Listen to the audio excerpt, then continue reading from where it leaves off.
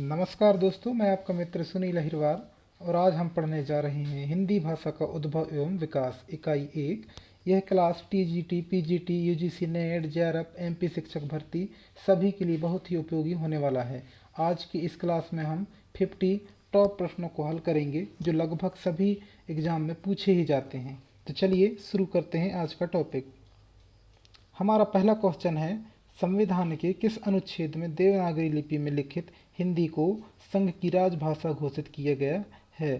तो पहला ऑप्शन है 347, 348, 343 और 345। तो इसका राइट आंसर दोस्तों बताना है हमें। चलिए दोस्तों, इसका राइट आंसर होगा दोस्तों सी 343।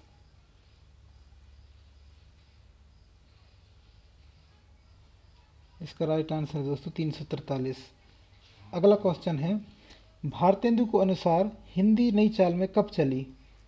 भारतेंदु के अनुसार हिंदी नई चाल में कब चली या कब ढली? तो पहला ऑप्शन है 1880, 1857, 1873 और 1860। इसका हमें राइट आंसर बताना है दोस्तों। तो इसका राइट आंसर होगा 1873। अगले क्वेश्चन की ओर आगे बढ़ते हैं। तीसरा क्वेश्चन है, भारतीय संविधान के किस अनुच्छेदों में राजभाषा संबंधी प्रावधानों का उल्लेख है? ऑप्शन है 343 से 351, 434 से 315, 443 से 135, 334 से 153। इसका राइट आंसर हमें दोस्तों बताना है। तो इसका राइट आंसर होगा दोस्तों 343 से 351। ये बेसिक क्वेश्चन है दोस्तों, लगभग एग्जाम में पूछे ही जाते हैं और हमारा ये पहला क्लास है। हम आगे चल के कंटेंट की क्लास भी लाएंगे और बहुत अच्छे से करने का प्रयास जरूर करेंगे। आगे बढ़ते हैं। अगला क्वेश्चन है, निम्नलिखित में से कौन सी सघोष महाप्राण ध्वनि है? निम्नलिखित में से कौन सा सघोष महाप्राण ध्वनि है? ऑप्शन का, टा, जा, ठा। इसका राइट आंसर दोस्तों हमें बताना है। तो इसका राइट आंसर होगा दोस्तों ठा। इसका राइट आंसर होगा ठा। ज़्यादा है तो दोस्तों आप पेन कॉपी निकाल के जो है इनको नोट कर सकते हैं या इन स्क्रीनशॉट ले सकते हैं। आगे बढ़ते हैं अगले क्वेश्चन की ओर। अगला क्वेश्चन है, निम्नलिखित में से कौन सा पश्च स्वर है?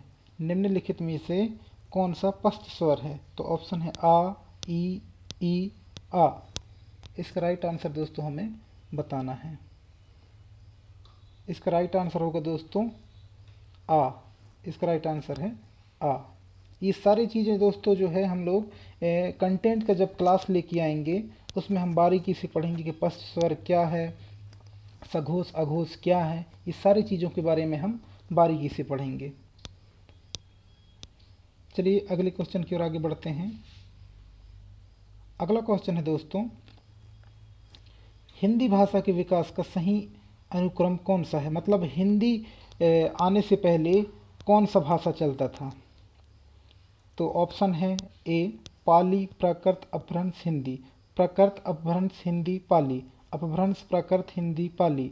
हिंदी, पाली, अपभ्रंश, प्राकृत। इसका राइट आंसर क्या होगा दोस्तों? तो इसका राइट आंसर होगा दोस्तों ए नंबर। कौन सा होगा? ए। सबसे पहले पाली, उसके बाद प्राकृत, उसके बाद अपभ्रंश, उसके बाद हिंदी। चलिए अगले क्वेश्चन की ओर आगे बढ़ते हैं। अगला क्वेश्चन है, निम्नलिखित हिंदी के भाषाविदों को उनके ग्रंथों के साथ सम्मिलित कीजिए। मतलब एक साइड दिया है विद्वान लेखक और उनके सामने दिया गया है ग्रंथ, उनके पुस्तक। तो पहला है कामता प्रसाद गुरु, हिंदी व्याकरण। अगला है किशोरीदास वाजपेयी, हिंदी शब्दानुशासन। उदय नारायण तिवारी, हिंदी भाषा का उद्भव और विकास। अगला है रामविलास शर्मा, भाषा और विकास। इन सब चीज़ को कंठस्थ कर लीजिए दोस्तों, इसलिए कर लीजिए क्योंकि हम जो है इसको सम्मिलित कर चुके हैं। कामता प्रसाद गुरु ने क्या लिखा है? हिंदी व्याकरण, सही है ये। किशोरीदास वाजपेयी ने क्या लिखा है? हिंदी शब्दानुशासन, ये भी सही है। उदय नारायण तिवारी ने क्या लिखा है? हिंदी भाषा का उद्भव और विकास, ये भी सही है। रामविलास शर्मा ने क्या लिखा है? भाषा और विकास। ये चारों ही सही है दोस्तों, ये चारों ही सम्मिलित हैं। आगे बढ़ते हैं।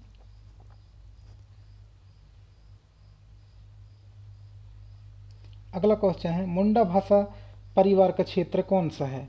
मुंडा भाषा परिवार का क्षेत्र कौन सा है? ऑप्शन है राजस्थान, मध्य प्रदेश, तमिलनाडु, छोटा नागपुर। तो इसका राइट आंसर क्या होगा दोस्तों? इसका राइट आंसर होगा छोटा नागपुर। ये जो है मुंडा भाषा परिवार के क्षेत्र के अंतर्गत आता है। अगला क्वेश्चन है, इन बोलियों को उनकी बोली क्षेत्र से सुमिलित कीजिए। इन बोलियों को उनकी बोली क्षेत्र के साथ सुमिलित कर दीजिए। तो हम इसको जो है मिला चुके हैं दोस्तों, इसमें सब सही है। जैसे ब्रज भाषा अलीगढ़ में बोला जाता है, भोजपुरी छपरा में बोला जाता है, मैथिली दरभंगा में बोला जाता है, अवधी जो है सुल्तानपुर में बोला जाता है। अगला क्वेश्चन की ओर आगे बढ़ते हैं। अगला क्वेश्चन है दोस्तों, खड़ी बोली का प्रयोग सबसे पहले किस पुस्तक में हुआ? खड़ी बोली का प्रयोग सबसे पहले किस पुस्तक में हुआ? ऑप्शन है भक्ति सागर, ऑप्शन है सुख सागर, ऑप्शन है काव्य सागर, ऑप्शन है प्रेम सागर। बताइए दोस्तों, सबसे पहले किस में हुआ था?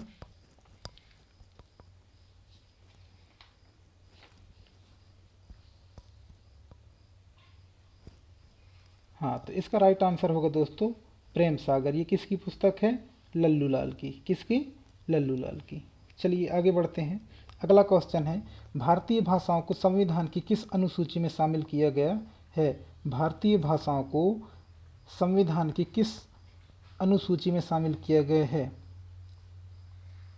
ऑप्शन है अष्टम, सप्तम, नवम, दसम।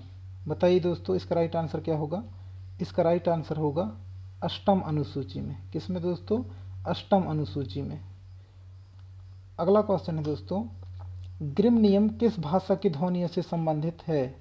ग्रिम नियम किस भाषा की ध्वनियों से संबंधित है? तो ऑप्शन है जर्मन, फ्रेंच, रूसी, हिंदी। बताइए दोस्तों, राइट आंसर क्या होगा? तो इसका राइट आंसर होगा दोस्तों जर्मन। इसका राइट आंसर क्या होगा? जर्मन। ग्रिम नियम किस भाषा की ध्वनि से संबंधित है? जर्मन। आगे बढ़ते हैं। अगला क्वेश्चन है, इन बोलियों को उनकी बोली क्षेत्र से सुमेलित कीजिए। इन बोलियों को उनकी बोली क्षेत्र से सुमेलित कीजिए। तो बांगरू, रोहतक, भोजपुरी, छपरा, कुमाऊनी, अल्मोड़ा, खड़ी बोली, मेरठ। ये सबको हमने दोस्तों सुमेलित करके रखा है ऑलरेडी। तो बांगरू जो है रोहतक में बोला जाता है, भोजपुरी छपरा में बोला जाता है, हमने पिछले क्वेश्चन में भी देख लिया था। कुमाऊनी अल्मोड़ा में बोला जाता है और खड़ी बोली मेरठ में बोला जाता है। अगले क्वेश्चन की ओर आगे बढ़ते हैं। अगला क्वेश्चन है, नागरी लिपि का विकास किस लिपि से हुआ है? नागरी लिपि का विकास किस लिपि से हुआ है? ऑप्शन है खरोष्टी, ब्राह्मी, नागरी लिपि, हिब्रू। बताइए दोस्तों, राइट आंसर क्या होगा? खरोष्टी, ब्राह्मी, नागरी लिपि, हिब्रू। इसका राइट आंसर होगा दोस्तों ब्राह्मी लिपि से। किससे हुआ है नागरी लिपि का विकास? ब्राह्मी लिपि से।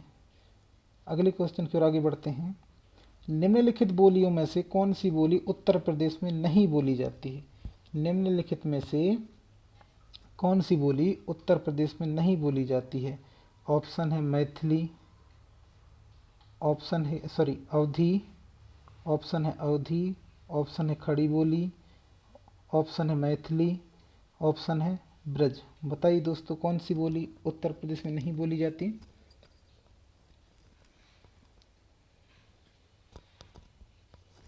इसका राइट आंसर होगा दोस्तों मैथिली। मैथिली जो है उत्तर प्रदेश में नहीं बोली जाती। बाकी अवधी, खड़ी बोली, ब्रजभाषा ये सभी जो है उत्तर प्रदेश में बोली जाती हैं। अगला क्वेश्चन है, पुरानी हिंदी नामकरण किसने किया? पुरानी हिंदी नामकरण किसने किया? पुरानी हिंदी बोले तो दोस्तों अपभ्रंश को ही पुरानी हिंदी कहते हैं, लेकिन यह नामकरण किया किसने है? ऑप्शन है हजारी प्रसाद द्विवेदी ने, रामचंद्र शुक्ल ने, ईसा अल्लाह खान ने, चंद्रधर शर्मा गुलेरी ने। बताइए दोस्तों, इसका राइट आंसर क्या होगा? इसका राइट आंसर होगा दोस्तों चंद्रधर शर्मा गुलेरी जी। चंद्रधर शर्मा गुलेरी जी ने ही पुरानी हिंदी नामकरण किया था। अगला क्वेश्चन है, हिंदी को राजभाषा के रूप में कब मान्यता मिली? हिंदी को राजभाषा के रूप में मान्यता कब मिली? 20 जनवरी 1950 को, 14 सितंबर को, 15 अगस्त 1947 को, 14 सितंबर 1955 को। बताइए दोस्तों क्या होगा इसका राइट आंसर। तो इसका राइट आंसर होगा दोस्तों 14 सितंबर 1949 को। 14 सितंबर 1949 को हिंदी को राजभाषा के रूप में मान्यता मिली। अगले क्वेश्चन की ओर आगे बढ़ते हैं। निम्नलिखित बोलियों को उनके भौगोलिक क्षेत्र के साथ सुमेलित कीजिए। निम्नलिखित बोलियों को उनके भौगोलिक क्षेत्र के साथ सुमेलित कीजिए। तो हमने इसको भी पहले की तरह दोस्तों सुमेलित करके रखा है। हड़ौती ये जो है राजस्थान में बोला जाता है। बघेली ये मध्य प्रदेश में बोला जाता है। गढ़वाली उत्तराखंड में बोला जाता है। और कन्नौजी जो है उत्तर प्रदेश में बोला जाता है। ये सभी सही है दोस्तों, हमने सुमेलित करके रखा था। अगला क्वेश्चन है, पाणिनि ने किस ग्रंथ के द्वारा भाषा को एक रूपता देने का प्रयास किया है। पाणिनि ने किस ग्रंथ के द्वारा भाषा को एक रूपता देने का प्रयास किया है। पहला ऑप्शन है महाभाष्य, अष्टाध्यायी, योग वशिष्ठ, बृहस्पति, नीतिसार। बताइए दोस्तों इसका राइट आंसर क्या होगा। तो इसका राइट आंसर होगा दोस्तों अष्टाध्यायी। पाणिनि द्वारा लिखित ये ग्रंथ है, व्याकरण है, जिसमें इन्होंने जो है भाषा को एक रूपता देने का प्रयास किया है। किसने? पाणिनि ने। पाणिनि के ग्रंथ है अष्टाध्यायी। सभी लोगों को ध्यान रखना है। अगला क्वेश्चन है, शब्द रचना में किसका योगदान नहीं होता। शब्द रचना में किसका योगदान नहीं होता। ऑप्शन है प्रत्यय, पद, धातु, उपसर्ग। बताइए दोस्तों राइट आंसर क्या होगा। तो इसका राइट आंसर होगा दोस्तों पद। शब्द रचना में पद का कोई योगदान नहीं होता। पद तो कोई सेंटेंस हो गया दोस्तों, तो शब्द रचना से तो बहुत बाहर हो गया ना।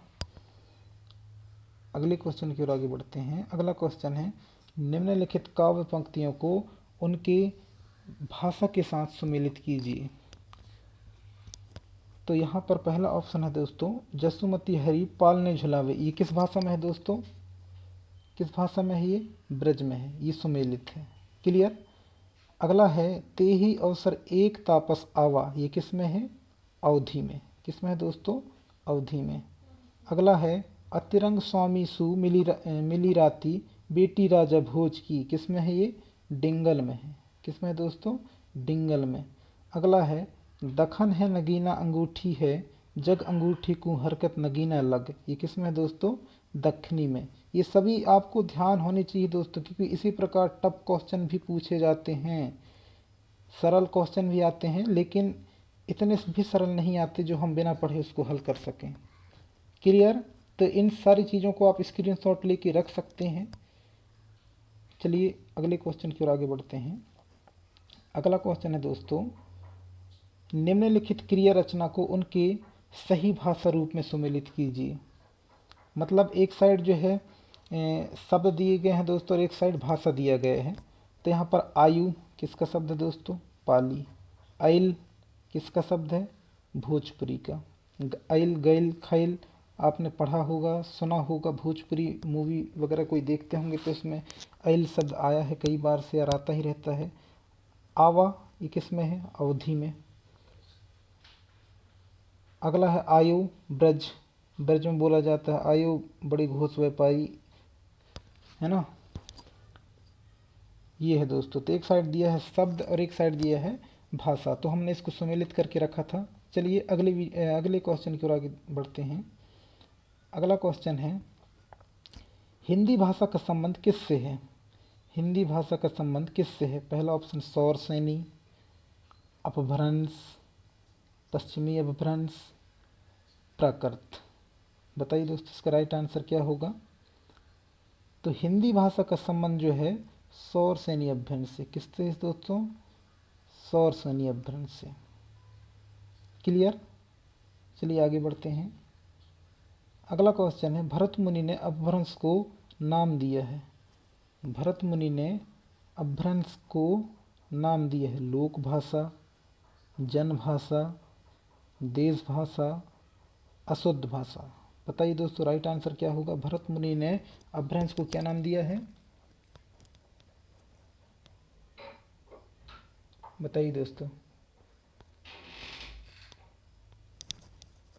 नाम दिया है क्या? देश भाषा। भरत मुनि ने क्या नाम दिया है? देश भाषा। अगले क्वेश्चन की ओर आगे बढ़ते हैं।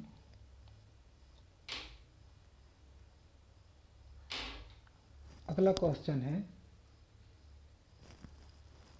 हिंदुस्तानी भाषा का रूप क्या है? हिंदुस्तानी भाषा का रूप क्या है? ऑप्शन है संस्कृतनिष्ठ। ऑप्शन क्या है? संस्कृतनिष्ठ। ऑप्शन है हिंदी उर्दू मिश्रित। ऑप्शन है दक्षिणी हिंदी। ऑप्शन है ब्रज अवधी का मिश्रित। बताइए दोस्तों हिंदुस्तानी भाषा का रूप क्या है? इसका राइट आंसर होगा दोस्तों हिंदी उर्दू मिश्रित। हिंदी उर्दू मिश्रित, ये जो है हिंदुस्तानी भाषा का रूप है। आगे बढ़ते हैं। बोली का लघुत्तम रूप है। बोली का लघुत्तम रूप क्या है? मतलब बोली का जो सबसे छोटी इकाई क्या है? बताइए दोस्तों। ऑप्शन है व्यक्ति बोली, उपबोली, सहायक बोली, वर्ण। 4 ऑप्शन है दोस्तों, बताइए क्या होगा इसका राइट आंसर। तो इसका राइट आंसर होगा दोस्तों व्यक्ति बोली। बोली की लघुत्तम इकाई क्या है? व्यक्ति बोली। क्लियर। आगे बढ़ते हैं। अगला क्वेश्चन है, निम्नलिखित में से द्रविड़ परिवार की भाषा है। निम्नलिखित में से द्रविड़ परिवार की भाषा है। बताइए दोस्तों। ऑप्शन है उड़िया, बंगला, असमिया, कन्नड़। बताइए दोस्तों इसका राइट आंसर क्या होगा? उड़िया, बंगला, असमिया, कन्नड़। द्रविड़ परिवार की भाषा इनमें से कौन है? इसका राइट आंसर होगा दोस्तों कन्नड़। इसका राइट आंसर क्या होगा? कन्नड़। ये द्रविड़ परिवार की भाषा है। जब कंटेंट की क्लास लेके आएंगे दोस्तों तो हम विस्तार से पूरी भाषा विज्ञान का जो है अध्ययन करेंगे। हम सिर्फ अभी कंटेंट नहीं लाए हैं, सिर्फ ऑब्जेक्टिव करा रहे हैं। ऑब्जेक्टिव में सिर्फ हम अभी क्वेश्चनों के ऊपर ध्यान देंगे और क्वेश्चन को हल करते आगे बढ़ते जाएंगे। जब कंटेंट क्लास आएगा तो हम बारीकी से पढ़ेंगे। अगला क्वेश्चन है, किस क्षेत्र की बोली को काशिका कहा गया है? किस क्षेत्र की बोली को किस क्षेत्र की बोली को काशिका कहा गया है? ऑप्शन है बैसवाड़ा, आरा भोजपुर, बनारस, मगध। बताइए दोस्तों राइट आंसर क्या होगा? किस क्षेत्र की बोली को काशिका कहा गया है? तो इसका राइट आंसर होगा दोस्तों बनारस। किसको कहा गया है? बनारस को। चलिए आगे बढ़ते हैं। अगला क्वेश्चन है, साहित्यिक अपभ्रंश को पुरानी हिंदी किसने कहा है? साहित्यिक अपभ्रंश को पुरानी हिंदी किसने कहा है? एक क्वेश्चन आया था दोस्तों, पुरानी हिंदी नामकरण किसने किया है? तो हमने देखा था चंद्रधर शर्मा गुलेरी जी ने। लेकिन किसको? अपभ्रंश को। किसको? अपभ्रंश को। यहाँ पर क्वेश्चन जो है चेंज है, साहित्यिक अपभ्रंश को पुरानी हिंदी किसने कहा है? तो ऑप्शन है चंद्रधर शर्मा रामचंद्र शुक्ल, हजारी प्रसाद द्विवेदी, शिव सिंह सेंगर और राहुल सांकृत्यायन। बताइए दोस्तों राइट आंसर क्या होगा इसका? इसका राइट आंसर होगा दोस्तों हजारी प्रसाद द्विवेदी। क्या नाम है इनका? हजारी प्रसाद द्विवेदी। कंफ्यूज बिल्कुल नहीं होना दोस्तों, वो क्वेश्चन अलग था और ये क्वेश्चन अलग है। अगला क्वेश्चन है, निम्नलिखित में से कौन सा भारूपीय परिवार की भाषा नहीं है? निम्नलिखित में से कौन सा भारूपीय परिवार की भाषा नहीं है? ऑप्शन है मराठी, ऑप्शन है गुजराती, ऑप्शन है मलयालम, ऑप्शन है हिंदी। बताइए दोस्तों राइट आंसर क्या होगा इसका? निम्नलिखित में से कौन सा भारूपीय परिवार की भाषा नहीं है? तो इसका राइट आंसर होगा दोस्तों मलयालम। राइट आंसर क्या है इसका? मलयालम। ये भारूपीय परिवार की भाषा नहीं है। अगला क्वेश्चन है, संविधान की 8वीं अनुसूची में कौन सी भाषा शामिल नहीं है? संविधान की 8वीं अनुसूची में कौन सा भाषा शामिल नहीं है। ऑप्शन है बोडो, मैथिली, भोजपुरी और डोंगरी। इसका राइट आंसर क्या होगा दोस्तों? इसका राइट आंसर होगा भोजपुरी। ये जो है संविधान की 8वीं सूची में शामिल नहीं है। अगला क्वेश्चन है दोस्तों, बिहारी उपभाषा वर्ग के अंतर्गत कौन सी बोली नहीं आती है? बिहारी उपभाषा वर्ग के अंतर्गत कौन सी बोली नहीं आती है? तो इसका राइट आंसर होगा दोस्तों, नहीं पहले ऑप्शन देख लेते हैं, भोजपुरी, बुंदेली, मगही, मैथिली। तो इसका राइट आंसर क्या होगा दोस्तों? बुंदेली। ये जो है बिहारी उपभाषा वर्ग के अंतर्गत नहीं आती, क्योंकि ये मध्य प्रदेश में जबलपुर रीवा क्षेत्र में बोला जाता है, इसलिए जो है ये बिहारी उपभाषा वर्ग में नहीं आता। अगला क्वेश्चन है, खड़ी बोली के लिए सुनीति कुमार चटर्जी ने किस शब्द का प्रयोग किया है? खड़ी बोली के लिए सुनीति कुमार चटर्जी ने किस शब्द का प्रयोग किया है? ऑप्शन है जनपदीय हिंदुस्तानी, वर्नाक्यूलर हिंदुस्तानी, कौरवी, रेखता। बताइए दोस्तों इसका राइट आंसर क्या होगा? तो इसका राइट आंसर होगा जनपदीय हिंदुस्तानी शब्द का प्रयोग जो है किसने किया है? सुनीति कुमार चटर्जी ने। अगले क्वेश्चन की ओर आगे बढ़ते हैं, अपभ्रंश की उत्तरकालीन अवस्था का नाम है? अपभ्रंश की उत्तरकालीन अवस्था का नाम है। ऑप्शन पाली, प्राकृत, संस्कृत, अवहट। क्या है दोस्तों? राइट आंसर क्या होगा? अपभ्रंश की उत्तरकालीन अवस्था का नाम क्या है? बताइए दोस्तों क्या होगा राइट आंसर? इसका राइट आंसर होगा दोस्तों अवहट। क्या होगा इसका राइट आंसर? अवहट। अगले क्वेश्चन की ओर आगे बढ़ते हैं, अपभ्रंश में कुल कितने स्वर थे? अपभ्रंश में कुल कितने स्वर थे? ओ सॉरी दोस्तों, यहाँ पर सी और डी ये गलत ऑप्शन है, ये शायद दूसरे प्रश्न के ऑप्शन होंगे जो यहाँ पर गलती से टाइपिंग के दौरान आ गए होंगे। यहाँ पर राइट आंसर होगा दोस्तों 8। क्या होगा? 8। अपभ्रंश में कुल कितने स्वर थे? 8। क्लियर दोस्तों? अगले क्वेश्चन की ओर आगे बढ़ते हैं, मगही किस हिंदी प्रदेश की बोली है? मगही किस हिंदी प्रदेश की बोली है? मध्य प्रदेश, बिहार, राजस्थान, छत्तीसगढ़। बताइए दोस्तों इसका राइट आंसर क्या होगा? इसका राइट आंसर होगा दोस्तों बिहार। मगही बिहार प्रदेश की बोली है। अगला क्वेश्चन है, भाषाओं के पारिवारिक वर्गीकरण का आधार है? भाषाओं के पारिवारिक वर्गीकरण का आधार है। ऑप्शन रूप रचना, ध्वनि, इतिहास, अर्थ। तो इसका राइट आंसर होगा दोस्तों इतिहास। भाषाओं के पारिवारिक वर्गीकरण का आधार क्या है? इतिहास। अगला क्वेश्चन है, ब्राह्मी लिपि के अनुसार ब्राह्मी लिपि के विकास क्रम का अनुक्रम क्या है? मतलब किस प्रकार से जो है लिपि का विकास हुआ है? ब्राह्मी लिपि के विकास का अनुक्रम क्या है? तो इसका राइट आंसर होगा दोस्तों ब्राह्मी लिपि, गुप्त लिपि, कुटिल लिपि, देवनागरी लिपि। यही इसका राइट आंसर है। सबसे पहले ब्राह्मी लिपि आता है, गुप्त लिपि, कुटिल लिपि, उसके बाद देवनागरी लिपि। चलिए अगले क्वेश्चन की ओर आगे बढ़ते हैं दोस्तों। अगला क्वेश्चन है, आगरा का बोली क्षेत्र है? आगरा का बोली क्षेत्र है मतलब आगरा में कौन सी बोली बोली जाती है? तो ऑप्शन है अवधी, ब्रज, खड़ी बोली, छत्तीसगढ़ी। बताइए दोस्तों राइट आंसर क्या होगा? तो इसका राइट आंसर होगा दोस्तों ब्रज। आगरा में जो है ब्रज बोली का प्रयोग किया जाता है। अगला क्वेश्चन है, इनमें से किसको संविधान की अष्टम सूची में शामिल नहीं किया गया है? इनमें से किसको संविधान की अष्टम सूची में शामिल नहीं किया गया है? ऑप्शन डोंगरी, मैथिली, ब्रज, असमिया।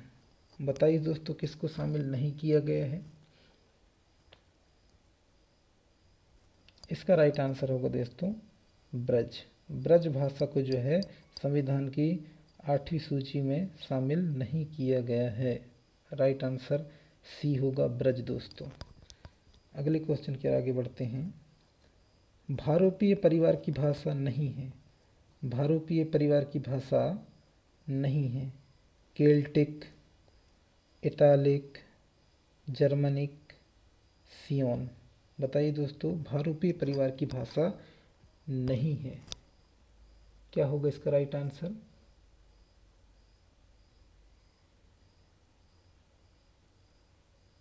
बताइए दोस्तों। इसका राइट आंसर होगा दोस्तों सियोन। ये जो है भारोपीय परिवार की भाषा नहीं है। अगले क्वेश्चन की ओर आगे बढ़ते हैं। आधुनिक आर्य भाषाओं के वर्गीकरण के अनुसार पूर्वी समुदाय की भाषा नहीं है। आधुनिक आर्य भाषाओं के वर्गीकरण के अनुसार पूर्वी समुदाय की भाषा नहीं है। ऑप्शन है उड़िया, मराठी, बिहारी, बांग्ला। इसका राइट आंसर क्या होगा दोस्तों मराठी। आधुनिक आर्य भाषाओं के वर्गीकरण के अनुसार पूर्वी समुदायों की भाषा नहीं है। अगले क्वेश्चन की ओर आगे बढ़ते हैं। अगला क्वेश्चन है हिंदुस्तानी शब्द यूरोप के लोगों की देन है। यह कथन किसका है। हिंदुस्तानी शब्द यूरोप के लोगों की देन है। ये किस विद्वान ने कहा है दोस्तों। गारसदत्तासी, शिवसेन सेंगर, ग्रियर्सन, ये रामचंद्र शुक्ल ने। बताइए दोस्तों इसका राइट आंसर क्या होगा। इसका राइट आंसर होगा दोस्तों ग्रियर्सन। इसका राइट आंसर क्या होगा ग्रियर्सन। अगले क्वेश्चन की ओर आगे बढ़ते हैं। दोहा या दूहा किस भाषा का लोकप्रिय छंद है। दोहा या दूहा किस भाषा का लोकप्रिय छंद है। ऑप्शन पाली, प्राकृत, अपभ्रंश, अवधि। बताइए दोस्तों राइट आंसर क्या होगा। तो इसका राइट आंसर होगा दोस्तों अपभ्रंश। क्या होगा अपभ्रंश। अगले क्वेश्चन की ओर आगे बढ़ते हैं। पश्चिमी हिंदी की दो बोलियों का सही युग्म है। बताइए दोस्तों इसमें राइट आंसर क्या होगा।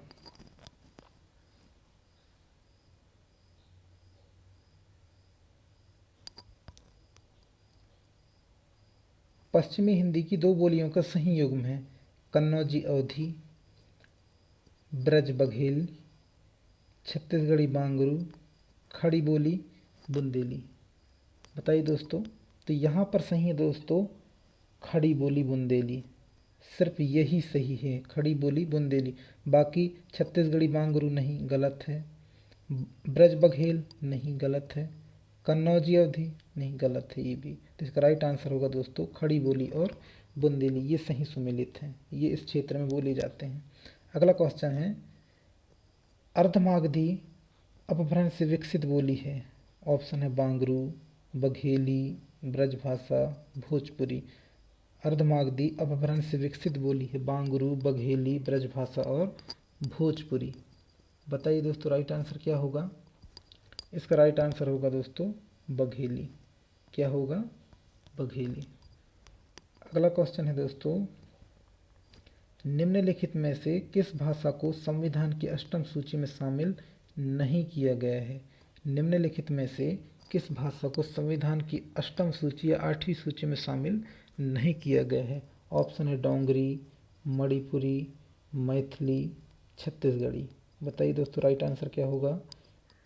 संविधान की 8वीं अनुसूची में किस भाषा को शामिल नहीं किया गया है। तो पहला है डोंगरी, मणिपुरी, मैथिली और छत्तीसगढ़ी। तो राइट आंसर क्या होगा दोस्तों छत्तीसगढ़ी। इसको जो है संविधान की 8वीं सूची में शामिल नहीं किया गया है।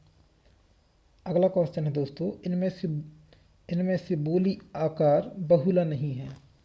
इनमें से कौन सी बोली आकार बहुला नहीं है। ऑप्शन है खड़ी बोली।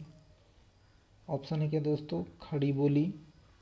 ऑप्शन है ब्रजभाषा, बुंदेली और कन्नौजी। बताइए दोस्तों राइट आंसर क्या होगा इसका। इसका राइट आंसर होगा दोस्तों बुंदेली। बुंदेली जो है आकार बहुला नहीं है। अगला क्वेश्चन है हिंदू मुख पर पाँव न रखियो, का बहुते जो हिंदी भाखियो। ये काव्य पंक्ति किस बोली में है? हिंदू मुख पर पाँव न रखियो, का बहुते जो हिंदी भाखियो। ये काव्य किस पंक्ति ये पंक्ति जो है किस बोली में है? ऑप्शन है ब्रज, भोजपुरी, अवधी, बुंदेली। बताइए दोस्तों राइट आंसर क्या होगा इसका? तो इसका राइट आंसर होगा दोस्तों अवधी। इसका राइट आंसर क्या होगा? अवधी। तो चलिए दोस्तों हमारा हो गया 50 क्वेश्चन कंप्लीट। मिलते हैं हम अगले वीडियो में। ये सिर्फ हमारा बेसिक से स्टार्टिंग है और आप लोग ज़्यादा से ज़्यादा सपोर्ट करें ताकि हमारा हौसला बढ़े। इसी प्रकार हम अच्छे अच्छे प्रश्न लेके आएँ और अच्छे अच्छे कंटेंट लेके आएँ ताकि इससे हमारी तैयारी में अच्छा सहायता प्राप्त हो सके। और अगर आप हमारे चैनल पर पहली बार देख रहे हैं तो चैनल को सब्सक्राइब ज़रूर कर लेना और वीडियो को लाइक ज़रूर करना। अब बस आज के लिए इतना ही। मिलते हैं अगले वीडियो में, तब तक के लिए नमस्कार।